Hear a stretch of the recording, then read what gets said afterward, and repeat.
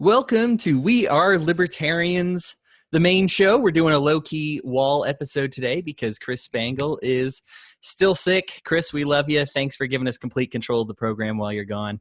I'm your host, Hodey Johns. I am here with Sarah Brady Wagner. Sarah, how are you doing? I am doing great. Sarah, you are doing great things. We should probably start off with just getting an update from you. I know some of the Wall listeners haven't heard about what you're doing. So do you want to give us a breakdown of everything new in your life?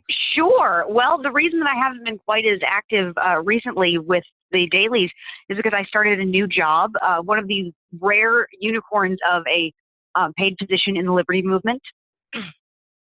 So I will still be kind of joining on as I can with Wall Daily episodes and everything, but only in a personal capacity in my personal time. But I'm working with the Grassroots Leadership Academy, basically traveling around and training people to have the skills they need to make their communities better places and break down barriers to making everybody's lives better. So the nice thing is whether or not it involves government, it's making people's lives better. Yeah, I've seen pictures of you in a suit and talking at meetings and doing all kinds of stuff out in North Carolina. And I mean, it almost looks like giving testimony. I was like, is she in a courtroom right now? Like she's up to something. Oh, that was sitting with Jeff Scott during the NC09 hearings. Only on President's Day, actually, which is when that started. But that was interesting. Didn't have to testify for anything. Just there to help take notes and provide moral support to the third candidate in that whole mess. But now North Carolina is going to have a new election for the 9th district and the 3rd district, actually. So we're kind of running short on congressmen in North Carolina right now. Yeah. Now I know you've gone more in detail, or we've gone more in detail on We're Libertarians, what's going on in North Carolina. But do you want to give just a really brief synopsis and then tell them what it's looking like going forward? I guess give us the Cliff Notes version. Sure. Well, I mean, anybody who really wants to see more about it can probably look on YouTube. It was quite the dramatic set of hearings finding out what happened in the 9th district. But basically it boils down to there was electoral fraud. There was one very seedy operative named McCrae Dowless who spearheaded an operation of harvesting ballots from people in order to try and skew the election towards the Republican candidate. It ended up being that Dallas's former stepdaughter testified to him, knowingly breaking the law in several ways, and ended up being that Harris, the Republican candidate, his actual son, who is a federal prosecutor, he had to testify that basically he warned his dad not to hire this guy, and he did anyways. But the most dramatic part of the hearings was on the 4th day of what was supposed to be a 3-day hearing that Harris himself actually took a stand and said that he had memory issues because of several strokes that he'd had. And basically he said, I made some mistakes and there's been a lot of bad done and we need to have a new election. And so we are. It's been quite the drama. It's unbelievable coming on the heels of I think everybody's been so focused on Virginia just because that was I think when you have a tangential picture of it, but when you see what happened in North Carolina and witness the testimonies, I always listen to podcasts while I work out on the treadmill. And so I get 35 minutes. Unfortunately, the treadmill, I have my choice of Fox News and CNN. So if you want to talk about two awful sources to watch, but they were talking about the North Carolina thing. And I just was like, man, I'll bet Sarah's having I don't know, either the time of your life or a nightmare, but it's certainly fascinating. Kind of both. Yeah. It's riveting, if nothing else. But I mean, just be one day, the intern said, oh yeah, he had me keep copies of the absentee ballots. And that was... Yeah, that was the craziest thing, is that they were keeping files of people's request forms to request absentee ballots, so that they would send them these pre-filled out forms and then go and try and pick them up from them and kind of weirdly pressure them to fill out ballots and pick up ballots that weren't even fully filled out. The part that just shocked me the most was one part that didn't even get a whole lot of focus because it was just so much thrown in the middle, where one of the workers said, well, when I did see one ballot one time. I just filled in a couple of the bubbles for the Republicans because I figured we were working for the Republicans. And it's just shocking, just this kind of like, obviously this is what's, going on in our electoral system. And I'm glad it's at least we're talking about it now, but we're not really talking about doing anything differently. Yeah, I mean, as far as I have always been big on like adding some type of transparency or some type, at least personal transparency, to see like, have I voted yet, or was my vote tallied or something? Even if it's not a public record of your vote, to just be able to see like how my vote was counted. I think is one of those. I have, back a long time ago, I did one of the booths for the elections.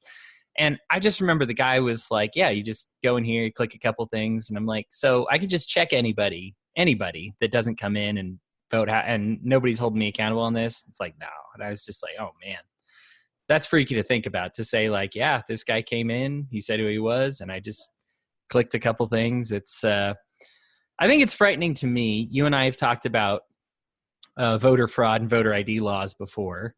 And it's funny to think that we're so concerned about people individually saying, oh, I'm this person or I'm that person, and committing the fraud, whereas really the majority of fraud has been wide scale. And it's easy to see because it would be such a pain to go in and say, I'm this person, now I'm this person, I hope a different person's manning the booth, or you'd have to travel district to district to alter votes by one vote at a time, because they'll recognize you if you come in twice. Whereas the mass of the voting fraud cases, like when all the dead people vote in Chicago or, in North Carolina, is just a single system behind the curtains, behind the scenes. And that's really, I think, the part that needs the most reform, not on the citizens' end, but on the government's end. Right. Now, it's interesting because even, when we have it come up, though, we don't see much reform or much change. The only change we see in the electoral laws is to make, ballot access more difficult. Yeah. Or to make voting access more difficult. It's not necessarily doing as much as we could to improve both transparency and security. Yeah. And I think it's one of those things where you say, if anything must be kept secure in our republic, in this republic of ours, it would be the voting system. It would be, I mean, that is so important and so vital, especially considering that these politicians change things. You look at the difference between our country, where we don't like our representatives very much, but at least voting keeps them more honest than they could ordinarily be. Mm-hmm. Versus Venezuela, where they say, oh, some guy stole the election straight up. Like, we know the president wasn't supposed to be the president. And you look what those countries that have that problem consistently turn into. If you don't... Well, and another element to it, though, to consider is, is we don't even have most of people who live here or who are eligible participating in our electoral process. So any debate over how, legitimate a vote count is based on who gets counted and who doesn't, you have to consider things like that. Like what we're going to see now with the both the 9th and the 3rd district in North Carolina, we're going to have a series of special election dates. I mean, and what's ridiculous is they're not even running them at the same time. Even the filing period. Right now, this week is the filing period for the 3rd district, but next week is the filing period for the 9th district. And they have scheduled primary dates and runoff dates and potential general election dates, just one after another, in September and November and May, all of these odd dates that will have very low turnout numbers. And it'll be interesting to see just how many votes actually determine this election when everybody's getting up in arms about, how many people were counted and how many were thrown out under 1,000. It's hard to imagine a worse situation than if politicians that are no longer restrained by the taxpayers because they know they're going to get elected. And that is a frightening proposition that they would even, I mean, already they trample all over the taxpayers, but to make it so that they wouldn't even be accountable to a majority of the taxpayers is even more frightening than anything else. Well, I guess, so the situation is we'll probably have people coming in and out of the call.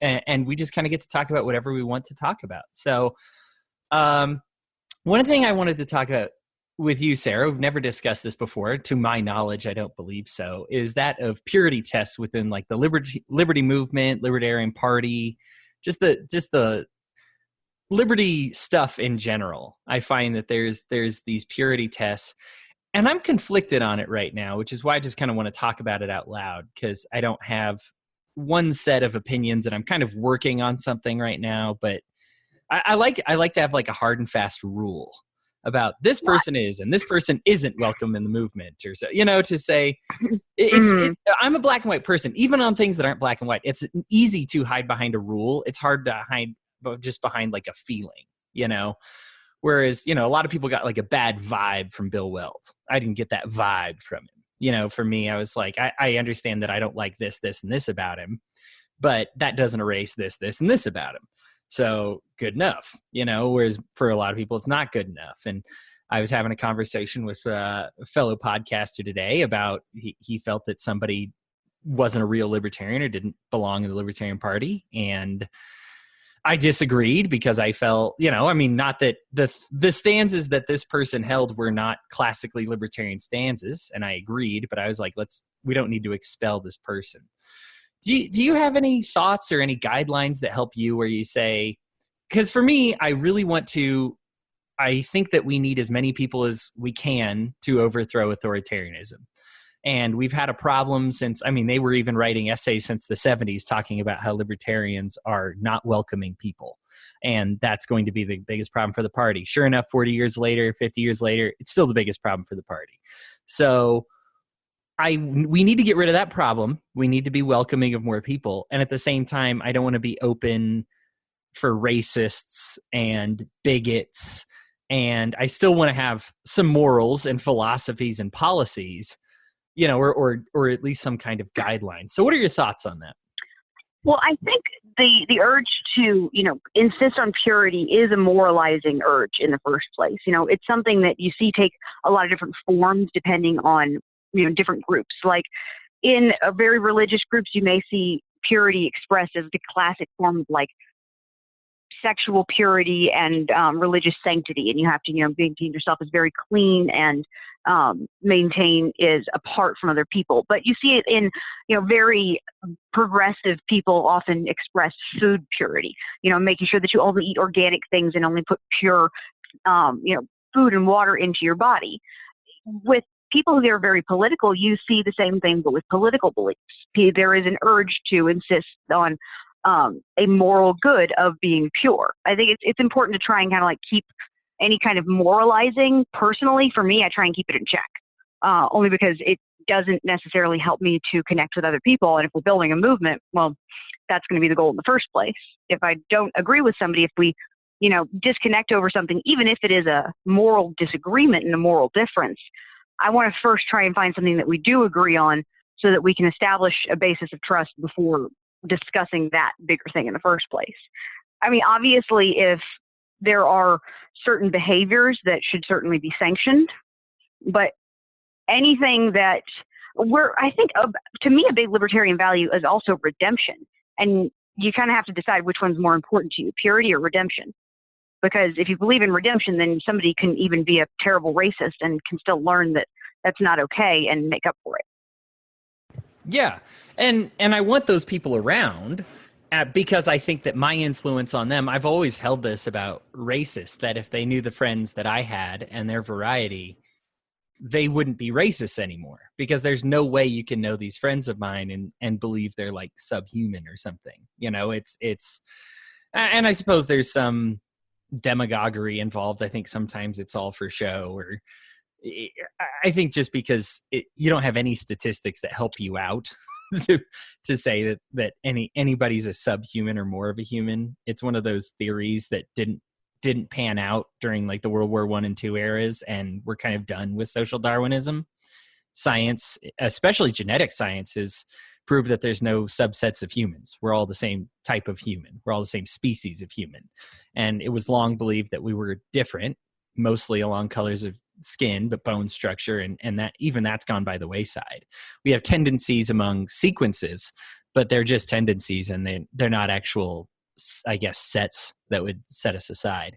And so, I mean, I guess I'm going off on a tangent there, but I just don't, I think for me, if you're a genuine person and you've come to a racist place, I feel like I would rather talk to you than not talk to you. At the same time, I don't want you co-opting the movement. I understand when people say they don't want the, what the term, you don't want the whore preaching from the pulpit. You know, she can come to church, but I don't want her leading. I understand that. You know, I think people that didn't want Bill Weld running wanted him to fix a lot of his stanzas before running for president, you know, become that more pure person before running for president. I can see that, but I also see that there's rooms for interpretation on some things. I think homesteading is extremely complex if we're talking about non-aggression. I think that the courts, the legal system, security, I think there are multiple ways to interpret those things. And it is difficult to just have one single straightforward response. And I'm okay with I love debate. I love having these debates, and I have opinions on them, but I also don't pretend that everybody that's different than me is stupid. And I definitely understand the value that they bring to the movement. I am interested, I guess, in fleshing this out, because at some point we just have to become more broad. I point to a couple of times in history where Martin Luther King Jr. was able to co-opt even racists to be like, well, I don't like black people, but what they're doing to, you know, I don't want to sick the dogs on them either. So I'm okay with this movement. And I mean, that was intentional. You also look at, for me, one of my favorite stories in history is feudalism in Europe actually has a single end date. I probably said this on air before, so I'm sorry if you're hearing it for like the fifth time again, but I love the story that eventually that merchants came through, talked to all of the commoners and say, on a specific date, all of you are simultaneously, they put it to a vote and that passed, but they said, nobody's going to cut their wheat for them anymore. And so feudalism actually has a specific, like a date that it ended in Europe, which is crazy to think about because it was multiple people, multiple different mindsets. They weren't united under democracy. They weren't united under republicanism. They just said, I'm sick of this system. Okay, let's start there. Let's get everybody against this system. Done. Yeah. And for me, that's what I want the libertarian kind of umbrella, or just the liberty movement. I want to branch out from the party even right now, but just the liberty movement in general. I want to get as many people as I can to say, I'm done with this. I'm not going to cut your wheat for you anymore. I'm not going to do this anymore. Because for me, I see that as our most successful vehicle, but it'll only be successful if we stop saying, hey, you can't be here because you said this about guns once, or you said this about dogs once, or you said this about Bill Weld or Joshua Smith, or what. It's just such demagoguery, and I feel like it's out of control, even to the point where I don't know how to stop it. I guess. I mean, I guess I don't have I guess I have a microphone to talk to the listeners, but I can't command them to do anything. And I think everybody's got somebody in the party who say this person absolutely 100% doesn't belong here. And some of those arguments I'm even sympathetic with, especially if it's like a white power nationalist kind of crazy movement type of thing. And I don't know. Some of those have shown themselves to the door. Augustus Invictus left the party. He's Republican now. I think we had a few libertarian socialists that did want the mandatory government socialism, and most of them have shown their way out. The libertarian socialists now are mostly voluntarists. And I guess that for me, that's good enough. And so I don't see any need to hunt them. They were excluded because of their beliefs, and their beliefs were bad, and they didn't feel welcome here and they left. At the same time, I don't want good people not feeling welcome here as well. And it's hard to draw a specific line on that. Yeah. Well, I mean, that's a moral difference that you're drawing there in the first place. You're even saying good people and bad people. Yeah. Yeah, that's true. I guess people good for the brand or bad for the brand. And I guess it's even less about branding because that makes it sound like a tactic. I guess it is a tactic because I'm trying to get something to happen. But what I want to have happen is just unity, I guess. We need some type of unity. I look at what happened over in France, and really all they got is a delay on a tax. And it took their collective might of far left and far right people to do it and say, that's enough of that. And if that's what it takes to even get a delay on a tax, I mean, how much farther are we away from that to get the majority of our country in that same direction on that same boat? I just want to be able to, I guess, unite on a few liberty issues and then have them say, hey, this liberty thing is kind of cool. Because once you're into it, it's hard to go back. Statistics have shown if you start voting libertarian, you're not going to vote for Republicans or Democrats ever again, most of the time, because it's just, you're done. So I just want that door open to as many people as possible, as opposed to closing it on more and more people all of the time. I'm just sick of the purity test. I think for me, people are like, oh, you might not know this about this person, but this person actually really stinks. And they send it to my inbox because they're like, hey, I heard you to say something positive about somebody recently. You should probably just stop doing that. And I'm just like, but where does it stop? You know, like, whose opinion do I base this on? There's some people that even I don't like, but I extend a microphone to them because I don't even know for myself what that measure is. Do you have a rule of thumb with like people you will and will not do business with in the liberty movement, Sarah? No, I think a rule of thumb is just a way to try and lock yourself into something. You have to take each person individually. I mean, isn't that kind of what we preach? Yeah. Yeah, and maybe it's always going to be a gray area, which is why I don't have an answer on it. And so maybe I'm just asking something that has no... I'm sorry. I wish I had a better answer. No, it's okay. I mean, the discussion's nice. I think somebody was talking, because I posted it on Facebook, and somebody said, I want to see them at least try for voluntary things and think it's unfortunate if they see a necessary evil. Mm-hmm. And I kind of like that, because it's like, I really like, even though I think that everything should be voluntary, I think at least if they seem to express some type of regret, like on gun control, I wish that we were in a place where you could all have your guns, but it's just too many people getting killed or whatever excuse they use. It's a bad idea, but I can fix a bad idea. And at least the desire is for the freedom. And so I can say, okay, I can work with a person who has that desire to explain to them, hey, you can actually have your freedom there too, even if you don't see it right now. I think that that's something that I'd be able to work with. It's something that I'm fiddling with right now. And that could just be the person in me that wants black and white so much in me. But that's something that I'm leaning towards.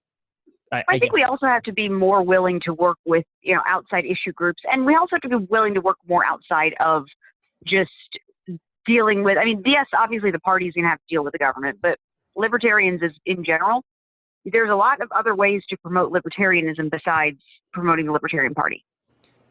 I still feel... Yeah. Chris said... like you were saying, voluntary solutions. You can probably make a bigger change in your community outside of government than with it. I think that's 100% true. I think that's one of the big reasons I got out of politics and into talking about culture is Chris talked about it recently and said, even people that don't consider themselves, like, say, Dave Ramsey, by helping people get out of debt, has done more to advance the libertarian cause because that creates freedom than virtually any libertarian politician has done. And that stuck with me because I agree with that. I think if you become a good example in your community, the good agorist, anarchist, minarchist, whatever it is you consider yourself, ANCAP, if you just say, man, I know that guy's a really good person, it changes the culture and it changes their perception of you. And it'll do far more than any party platform thing anything could do. Most libertarians don't know what the party platform is. It's true story. Yeah, it's not even that long, but most people don't know, and I understand why, because it's more of a rule of thumb. I think we've got somebody else on the call, and I'm super excited. We do. Paul, how you doing, buddy? I'm doing all right. It took you a little while to notice me. I had to actually announce my presence. Oh. I noticed you, but you were weirdly silent, and you did not sign in with your name. Yeah, that's a thing that happens. He's sneaky.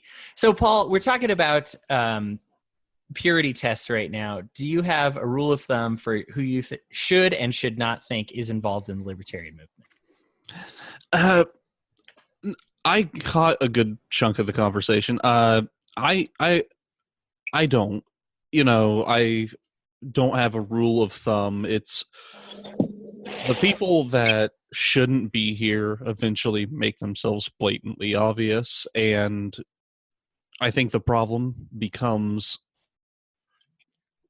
the people that want a purity test very strongly seem to me to eventually coalesce around the people that shouldn't be here and keep them around. I'm thinking of people like Christopher Cantwell, who still has supporters in some corners of the movement, you know? And the people that I've seen be friendly to Cantwell are some of the people that always seem to be up in arms when there's a moderate who is tripping over a few minor aspects of the philosophy. And to me, it's absurd, but... Yeah, well, I mean, and I think at some point you just kind of say, well, they're kind of blatantly violating the nap on some of the things they say, and because of that, they make themselves scarce. Or at some point, they're like, I don't like I was talking. I did you tune in for like what happened to the lib socs that did want mandatory? Yeah, I mean, they end up leaving, and so I think it's just one of those that I say that for me, that's good enough. You are aware that you hold a extremely non-voluntary position. You're unrepentant about it, and so therefore you know it's not going to happen here because we're a group that wants to try for those voluntary freedoms. I am willing to hear out a person. Let me get off a Second Amendment. Let me think of another one, like abortion, right? Let's say they're pro-life or something.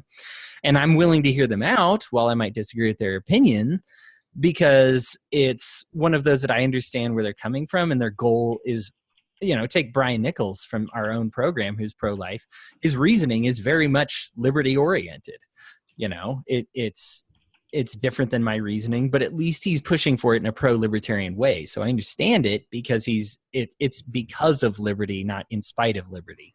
And I find that most of I just want, especially the pro-life, pro-choice, I want them to all get along, but I also want to fix people within this party, because if we just stick to fix it before you come into our house, we're never going to grow beyond the 13% of the nation we have right now. Yeah. Well, I think getting involved is about the only way you're going to, and you have to have a critical mass of other people already kind of there before a new guy gets involved. Because when I got involved in the party and when I started listening to We Are Libertarians all the way back in 2012, I wasn't as pure as the driven snow. I wasn't even nearly what I am now. And it's just a path that people have to walk. Even Spangle is going to admit that he has things that he's learning about and evolving on to this day. I think the people that get up in arms about where somebody else is forget that they had a path to get to where they are as well. Yeah, we all have at least one very objectionable thing that we used to believe. I think we probably all have something that we still believe. I think every time people post what's your non-liberty thing, and everybody has something. I feel like everybody has something. It's true. I think that there are better and worse taxes. Yeah. That's my most non-libertarian belief. Yeah. Paul, what's your non-libertarian belief?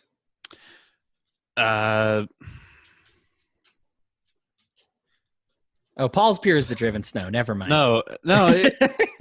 Paul's at the end goal. He's what we're all going for. They're there. It's just scattered tiny little things. It's really hard to pin down one that is like the biggest. But no, I think especially when it comes to building certain things like city planning is going to be one of those things that I find it very difficult to do in a non-centralized way. I know it's possible, but you're going to get a patchwork, and we look at things like the situation in St. Louis and Missouri as a whole, where St. Louis, the metropolitan area, is a patchwork of other little cities. And like Ferguson is just an example of why you can't necessarily have tiny little enclaves administered separately. You kind of need to weld it into a cohesive whole and get it cooperatively managed. That's fair. Yeah, mine's military, foreign policy, and the police. And I always tread lightly every time I say this because it's a golden cow if you talk about the police in anything but a positive way. But I just see that I think the whole system needs to be overhauled. I think it needs to be transparent. I think it needs to be. I mean, I'd even be fine with repealing, but at the same time, I'm also would be wanting to replace it. I believe that it's one of those that I think it would be one of those that does not. More people are going to want it than not. So even in a voluntary society, I believe almost everybody would sign up for it, I guess, is my thought on that. So you can say, yeah, it's not mandatory. It's voluntary if you want protection. I think everybody's going to sign up for the protection. I think it'd be one of those where it's like, if you have a catastrophe without insurance medically, you're like hosed. I feel like it would be one of those things where it's like if I have a catastrophe if I have a catastrophe without the police, I'm going to be one of those like lepers of society. Again, I want it to be voluntary. I think there's really good things. I really liked the talks we've had about privatizing the police, but it's and I think you need some type of foreign policy. We talked about homesteading. There was the pink house this week. Paul, I liked what you had to say about that. A guy painted his house pink.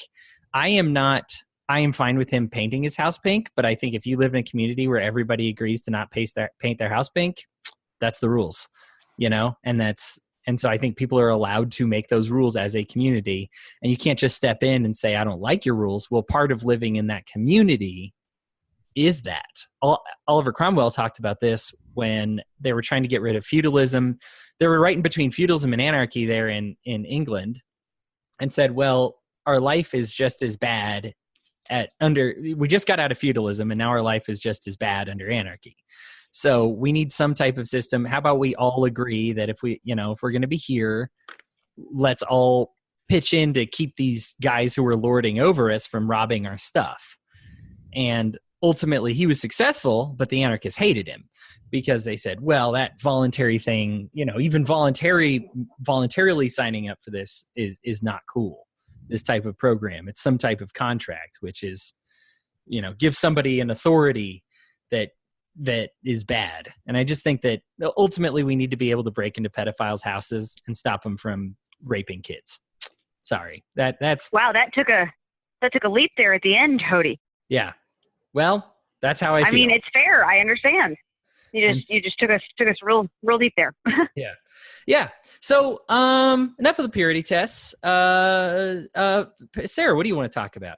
I am actually going to have to say goodbye and leave you two to talk because I have to go save my tiny little town from doing something dramatic. I don't know. I have to go find out more, but there's a town meeting I have to get to. She sees the Sarah superhero signal in the sky, and she must go. I must fly away. There is a town of 5,000 people that just cannot survive without my help. Awesome. Well, Sarah, we're really we're super proud of everything you're doing. I know everybody's very sad here on We're Libertarians that we don't get you as often as we used to, but you are always still in constant communication with us. That we appreciate that, and so congrats on achieving, of course, the unicorn of getting paid in a Liberty position, and go get them. Well, thank you very much. And I have actually figured out how to bring my recording equipment with me. So hopefully we'll be able to schedule some more dailies on a more regular basis soon. That'd be awesome. We just got to get around to that. Awesome. All right, awesome. But I'll talk to you guys later. Have a good one, Sarah. All right, Paul, what's something you just feel like shooting the breeze about? Well, I don't know. There are a couple of little news stories that I have dredged up. I did post one last night, kind of for everyone to have a chance to consider here. If you scroll way back past everybody's inane chattering, it was the New York Times story about Google and their pay structure. Okay. I have a really good friend who works for Google. What's do you want to give us the synopsis? Yeah, let me get the URL directly linked to you so you can actually read over it real quick. The synopsis is that Google, because of internal controversies here lately, has been doing a study into their pay structure. And one of the allegations has been that they are underpaying the women that work for them. Oh, Okay. that is not the...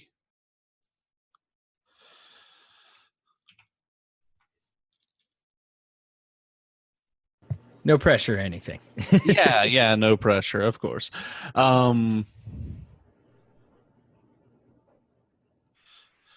So yeah, essentially, the allegation has been that they are underpaying the female employees underneath a certain level.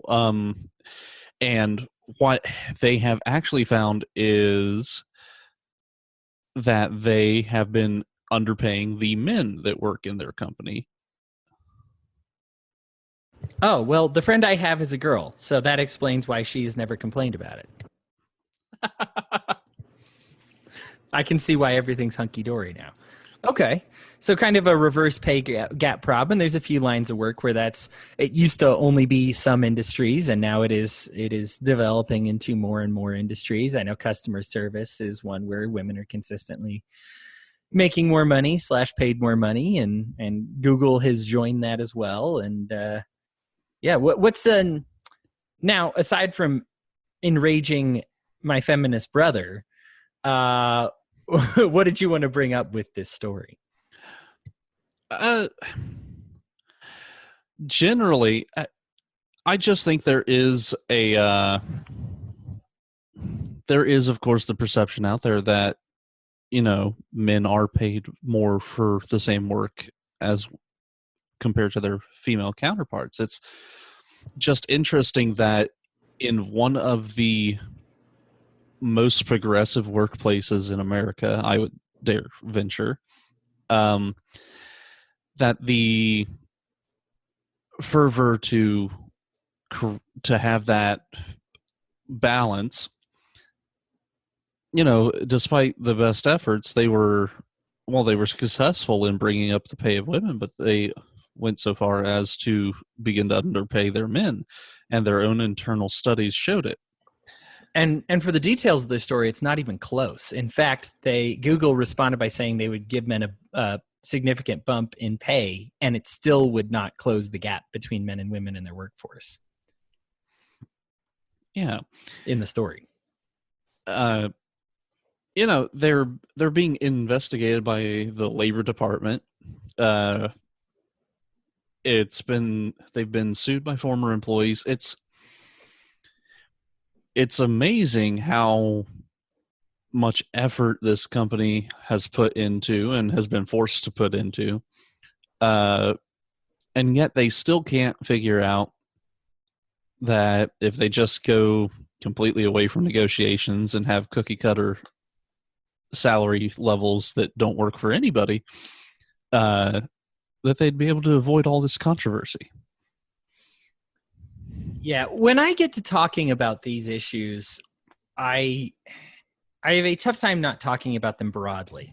I think I've done about 3 podcasts, at least one of it been with you, talking about just overhauling the whole economic system, or at least the system of currency, I guess, is most of the time what I go after with this. Because that's what we're talking about, currency. The men are not making as much currency as the women at Google, even if they all get a pay raise. Okay, so at the same time, I also understand that trying to even it out most of the time, people try to get the other guys paid more, right? The minorities paid more. And what happens is normally the other guys get paid less, right? This is what happens in the restaurant industry, especially because I used to work in the restaurant industry for a really long time, that's been the bulk of our issues was they would pass some law that said we'd have to give all of our full-time workers, health care. And so we would just get rid of all of our full-time workers, or as many as we could, and I hated to do it, but I'm a manager and I understand how these balance sheets work. I think the highest grossing restaurant in the United States grossed something like 9% in revenue. I mean, that's pre like CEO pay and everything like that. So it's not like we have a lot of money sitting around. So at the time I was working at Applebee's and we had to make these tough decisions because we, of course, were a company that was flirting with bankruptcy, and we're sitting there pulling in a revenue stream of like 1.2% on a good day. And then they say, well, this is going to add another 8%. It was like, well, okay, we'd be in the red by 7% if we did that. So we can't. And so instead of it bumping up more people, it actually kept down the ones on top. You'll even find the title of the article for the New York Times as Google finds it's underpaying many men as it addresses wage equality. Well, this most often when we try to address the wage equality, they don't address the underpaid men. They address the overpaid women. I shouldn't say overpaid, but you know what I mean. That's what they end up doing is they say, okay, well, we're just going to have to bring that down a little bit. Yeah, to me, it just kind of illustrates the impossibility of trying to keep absolute equality. And I think that is, while a beautiful goal, I think it's something that is ultimately unachievable. And I think that it kind of illustrates it that you have one of the biggest tech industry giants struggling with it at a very high level. I mean, they have a total of 10,677 employees. Yeah.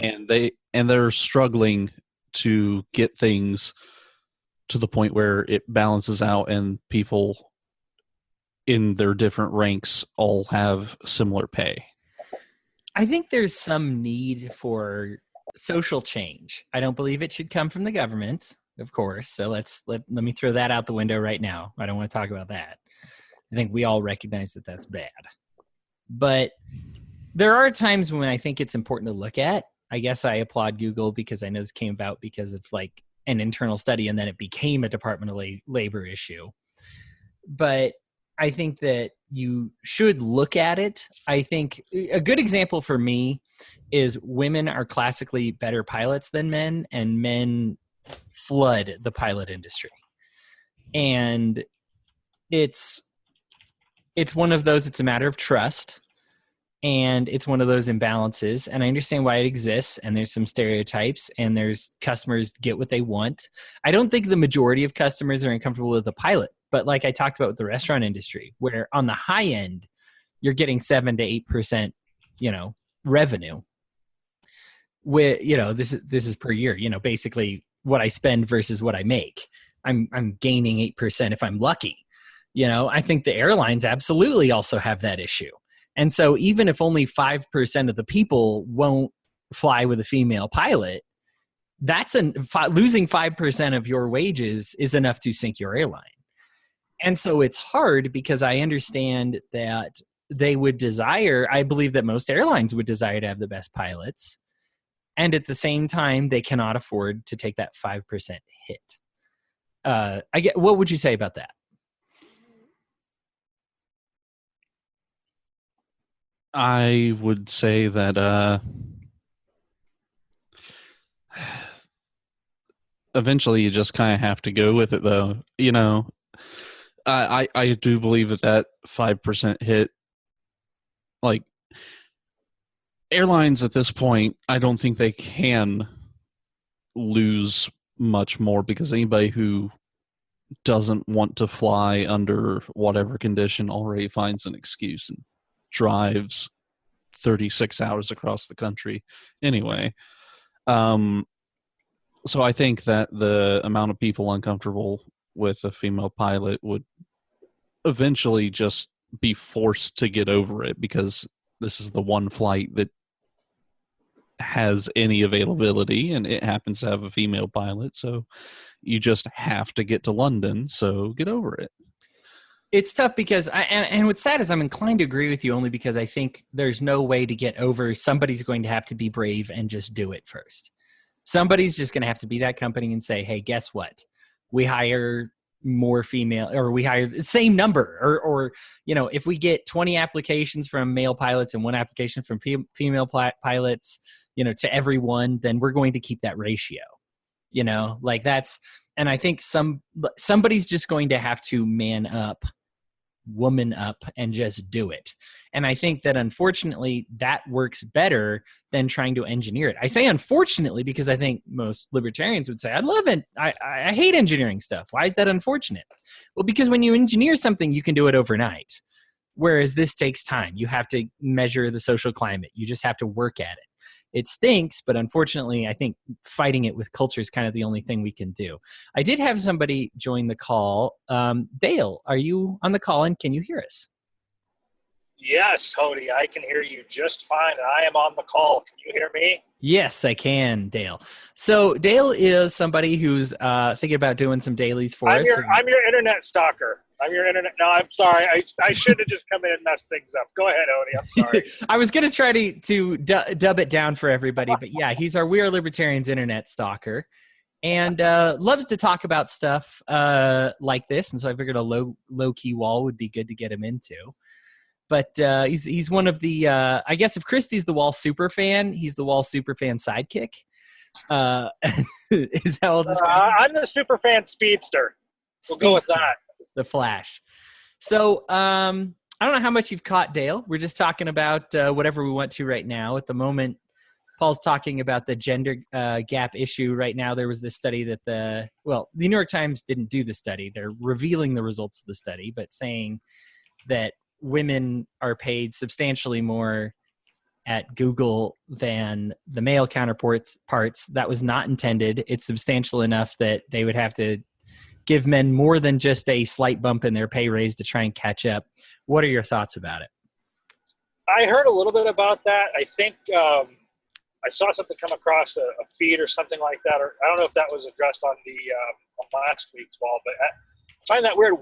What's causing it? Are they saying that are they claiming that it's not intentional, or is it just that's how the numbers shook out? That would be my question.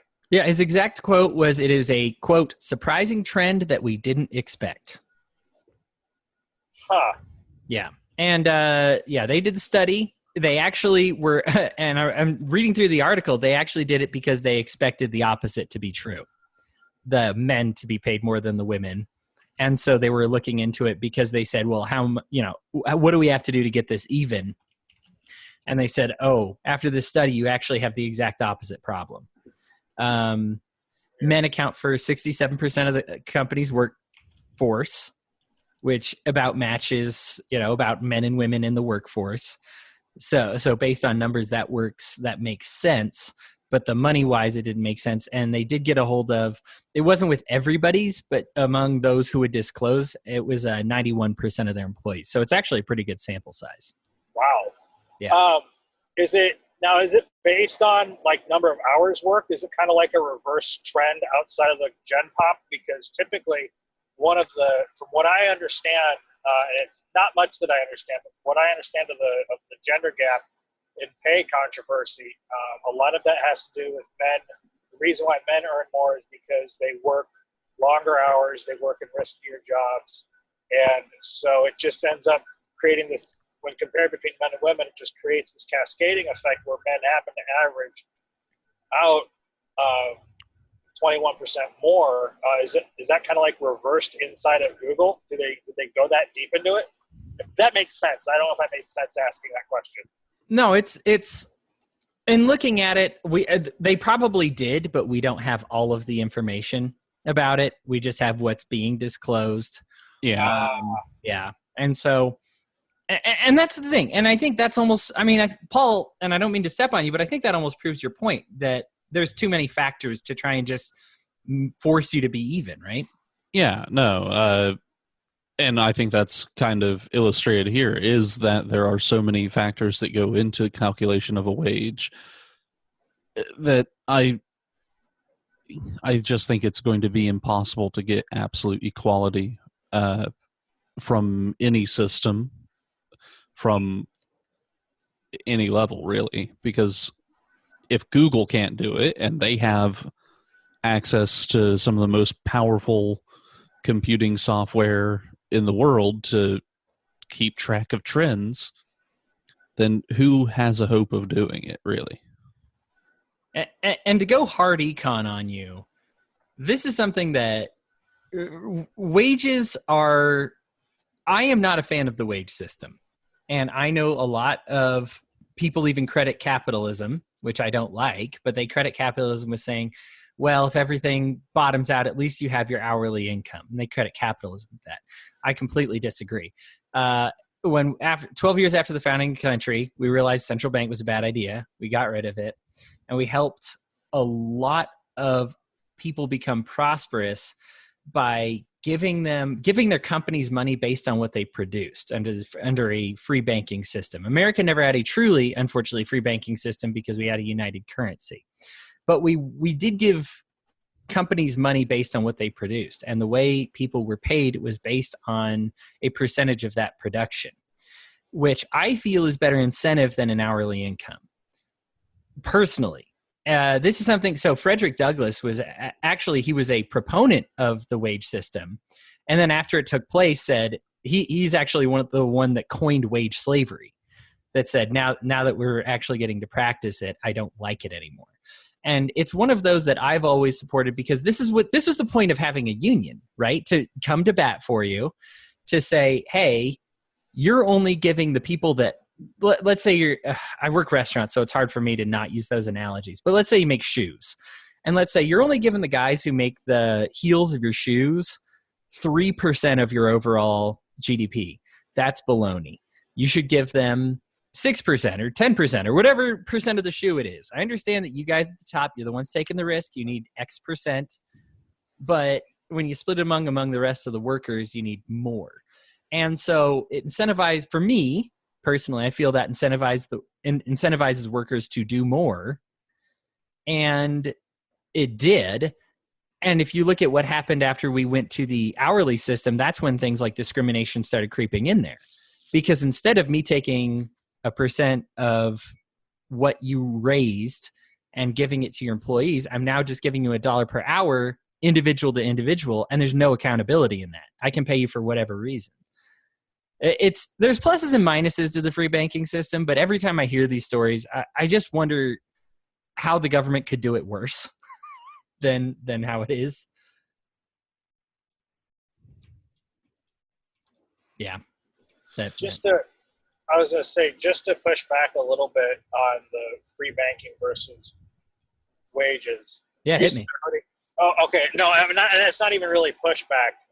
With the advent of technology, I would say, like with things like T-sheets or time trackers, GPS, which of course that was a whole other thing you got into on the wall that aired yesterday or today or whenever. Let me get to my point. You can pretty much track your employees, what they're doing, and I've had situations where coworker was, pulled into the office because they were out on a job site, but something didn't get done, or even I said, "Oh, they went to lunch," and my boss was like, "Oh, they're still clocked in," and so phone call immediately went to my coworkers. But that's as far as I can get with the pushback. When you're saying.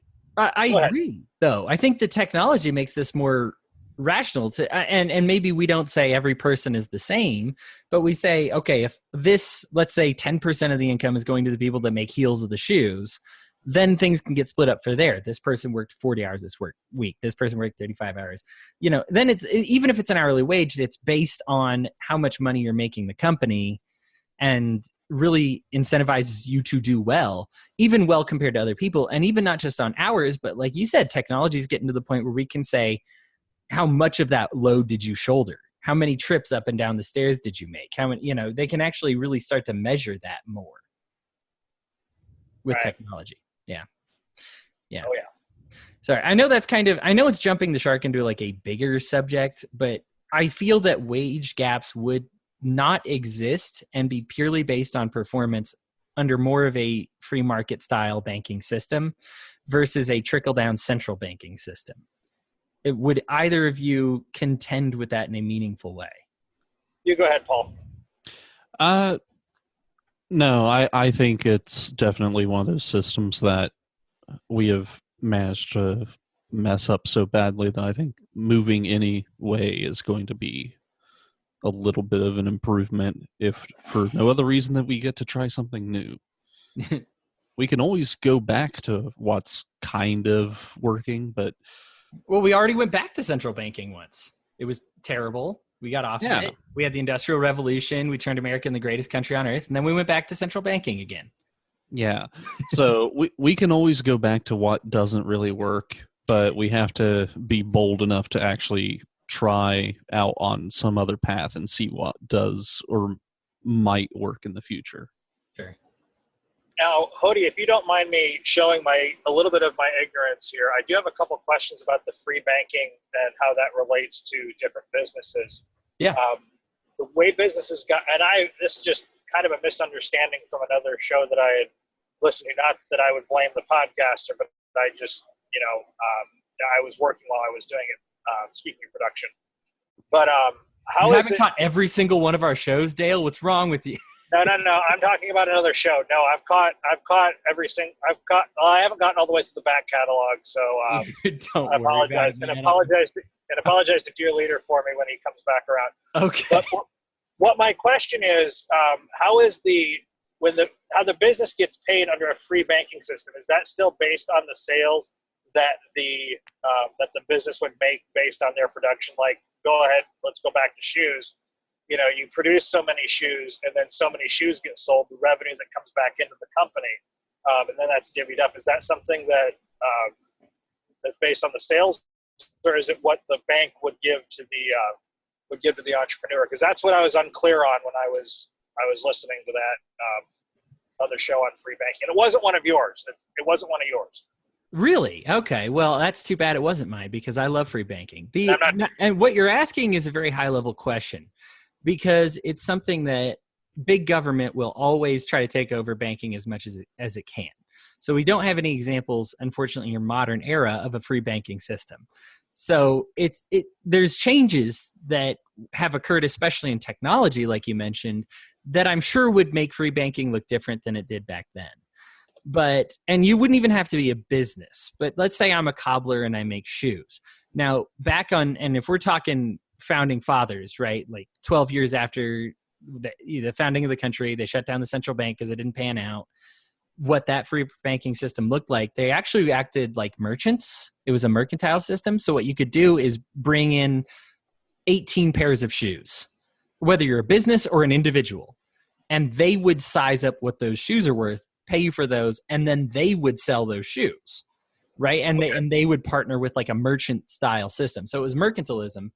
And that was how they would operate then. I imagine with technology being what it is, it would not be that way today, because you also at the same time deserve to have, and back then the competition was which bank would pay you the most for it. I could go bank to bank and say, who thinks these shoes are worth the most? However, all those would still be determined by banks. All of them would still be responsible for their shareholders for not overpaying you. You as a business seller would want to sell not just to the business that will give you the most money for those shoes, but to the individual that would give you the most money for those shoes. That's not actually out of the question either, because you can still sell them not to the bank, but to somebody else. For example, If the bank would say, they don't have a monopoly on this. If you choose to tune in your 18 pairs of shoes to the bank and they give you $3,000, or you could sell them to others for $4,000, that's just another choice. You could give it to the bank for the raw GDP, for just say, let's convert this to GDP, or you can sell it to your neighbor who gives you the money for it. And then he will have to produce something to make GDP to make up for that. the way we record GDP, gross domestic product, which is basically just stuff, it is actually the measure of stuff plus services. One of the drawbacks to the free banking system, one of the reasons Keynes hated it so much, is because service isn't measured, right? I can't say, let me turn in my teaching hours for money, you know? Right. And so there's no GDP for that. And so the banks wouldn't do it. My argument with Keynes would be, well, who cares? People will still pay for it. They will just pay you individually as opposed to the bank paying you. He wanted GDP to include those work hours and those service hours.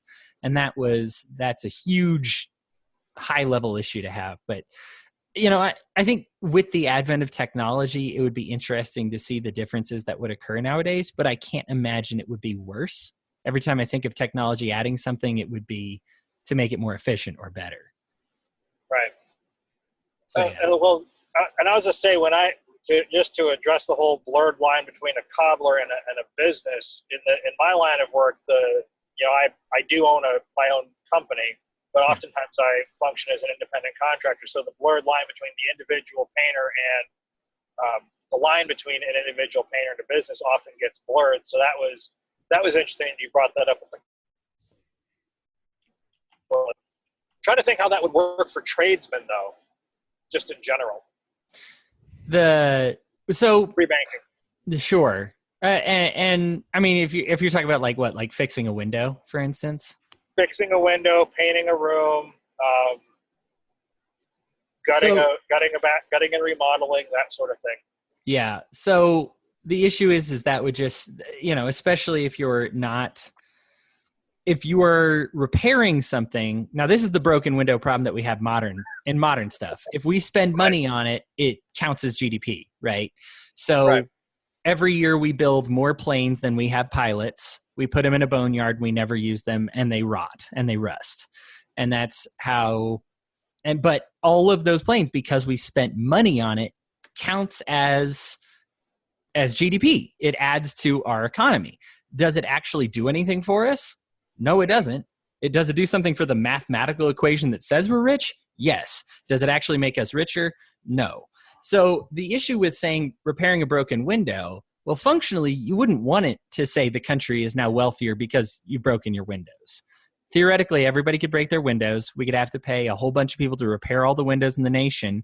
And on paper, it would look like, wow, what a prosperous place America is. Did you see that last month where all their windows broke and they had to repair them? What a great month they had. And in reality, we'd all just be short on money, but there was a lot of people working, you know, to replace all those windows. Yeah. So you don't want now the refurbishing is different because that you actually are adding some value to the home.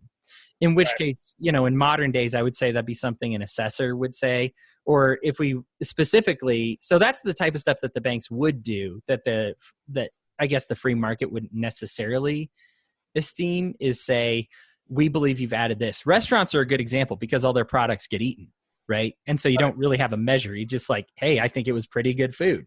And so the banks really had to assess restaurant by restaurant and say, this restaurant has this value of food, and here's how we esteem that. Here's how much we would guess that they added to the economy, you know, because they fed people. Now all that is gone. I think in refurbishing a home, it would be the same. We feel you've done a great job, a superb job. You've added this much to the house. It'd be something that an assessor would still be around for, to say, okay, you've added this much to the economy because you took a house that was worth, or a room that was worth $1,000, and you've made it worth $5,000, whatever it may be. And that would be now that's just a guess. One of the things that I admire about Chris is he's really doing a good job of saying, I don't know what that would look like, and kind of letting other people discuss it. I love to theorize. So I take a shot in the dark, but I'm not a genius. And there's probably somebody listening to this. It's like, I've got an even better idea than that. And that idea would probably beat out the one that I have in my meager mind, but that's the one that I've surmised. Well, would it also be based on the value that the homeowner ascribes to said project? Because I can bid out one room for one person and then bid out another, the same size room for another person. I charge the same thing to both of them, but one of them is going to want a wheel and deal, and the other one, it's like, yeah, let's get it done. Yeah, and that's something. So, I mean, and that's something. The thing is, because they're just doing business with you, the money is still leaving, and you get to esteem it. So, really, it's just if you wanted the bank to be involved in the transaction or not. Gotcha. Okay, that's what I was trying to clear up. Yeah, it's a good question. I guess I don't do a good job because I go back to those banks so often. I don't want to make it sound like another central banking system, you know? Oh goodness, no! No. This has actually been very illuminating. I appreciate it, Hodey. Yeah, no worries. So, Dale, we're just talking about stuff that we feel like talking about because it's low key wall. What's something that you feel like talking about? You know, honestly, I mean, we kind of, I know on the other wall, you kind of hammered on the Jussie Smollett thing.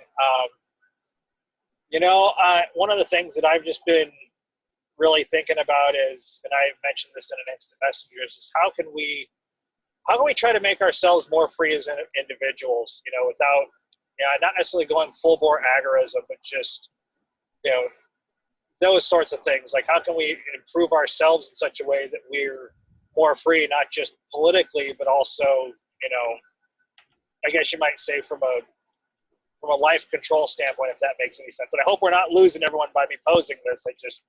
That's one thing that I've been thinking a lot about lately. That fascinating question, Paul. I got a lot to say about it. So, Paul, why don't you go ahead and go? I will pass because I did not form a thought on that. Okay. Well, I'm going to give you a lot of time. I was going to say it was a badly worded question. Probably I took too long. No, you're fine. I think you're being too critical on yourself. It's okay. You caught me while I was messaging the true proprietor of low-keyness. So himself. Yeah, Harry. Harry, cool. Well, so for me, I think that it's something that I've been thinking about a lot about too. And I just say there's a chance the libertarian goal literally of the party is a world set free in our lifetime. I believe it's their motto, goal, right? That's like word for word what their goal is. The more that becomes less likely, the more I start looking into, can I at least get myself free? Can I at least get my family free? Is that something that we should take on?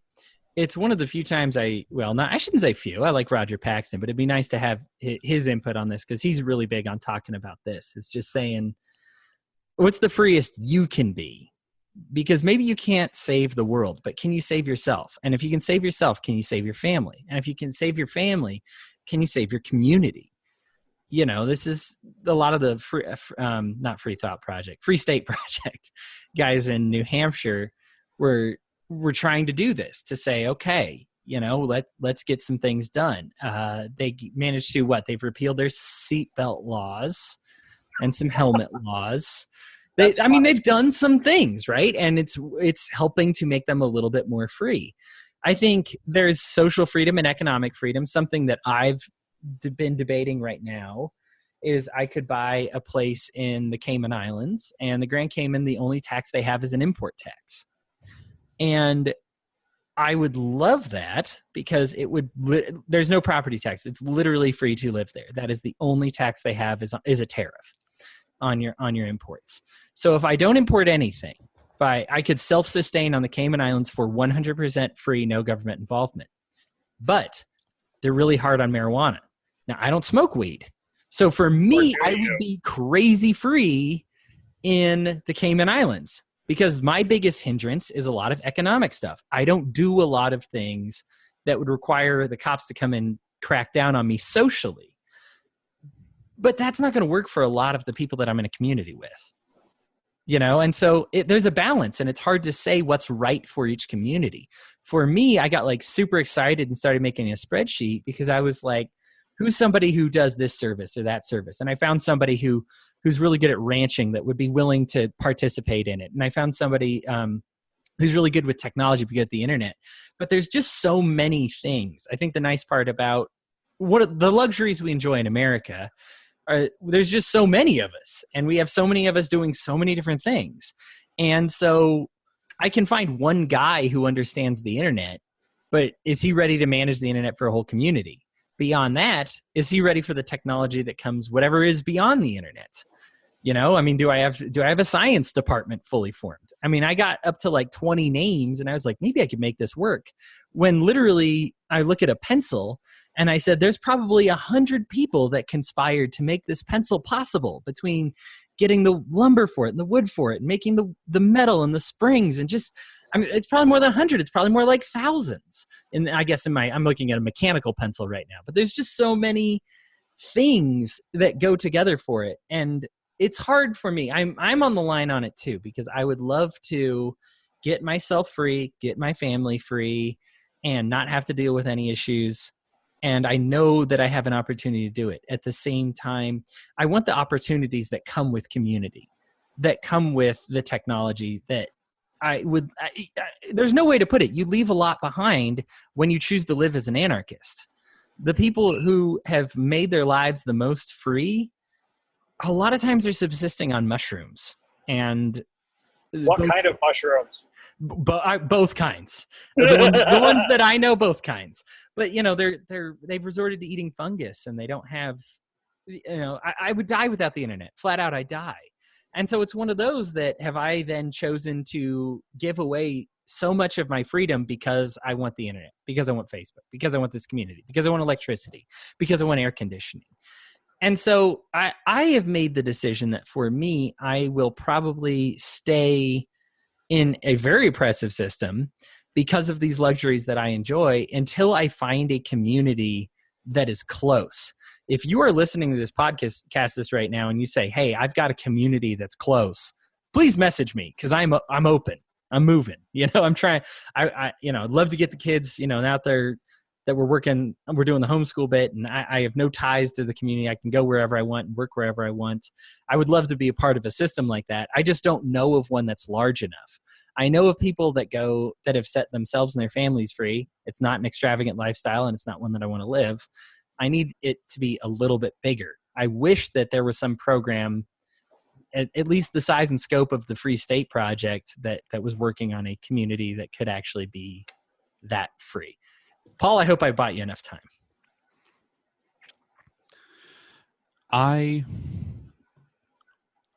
I'm a stubborn a-hole, so my tact is always going to be to plant my feet and force the others to move. So, I'm currently working on expelling I'd say 96% of the Hoosier population, because Indiana should be free and the rest of them can beat it. Okay. That's hilarious. That's a good sales pitch for me to go to Indiana.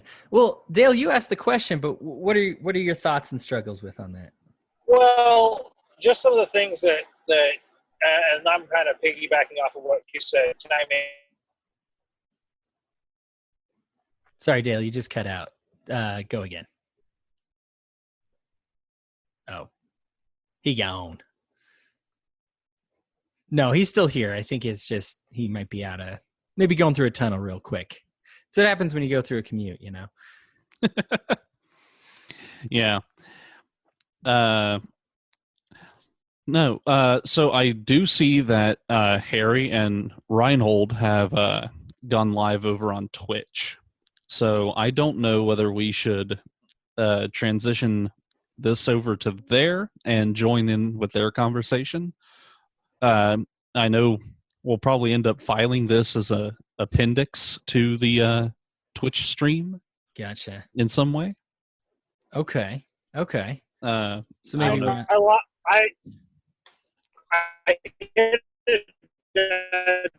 Hold on, Dale. Hold on, real quick, Dale.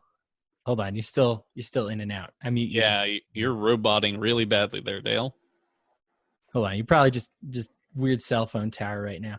Well, if they're live over on the Twitch and they're doing another one over on the Twitch, that's weird. I posted all this in the group, but you know what? Maybe people just get two shows today. But well, I mean, you posted it on Facebook, and Harry and Facebook. Yeah. Well, in the group on Facebook. Here, let me unmute Dale. Dale, I will let you if you are out of if you're back into a good place here. Let's see if we can get you with some closing thoughts on what you have to say about getting you and your family free here. I hit unmute. It's not wanting to unmute. Well, all right. Maybe that is that. But thank you for joining us. It was a really good time. Thanks for hopping on, Paul. I guess we will go, we'll crash what Harry and Reinhold doing. It's funny, I thought Reinhold actually said he had to leave at this time, but maybe can't no, start. I think it was he didn't get in until about 7:30. So Awesome. Well, I will get this wrapped up and we'll get this on the show and people can just have more to talk about. And thanks for joining us, Paul. Dale, thanks for joining us, man. It's always good to hear from both of you, and we'll talk to y'all later.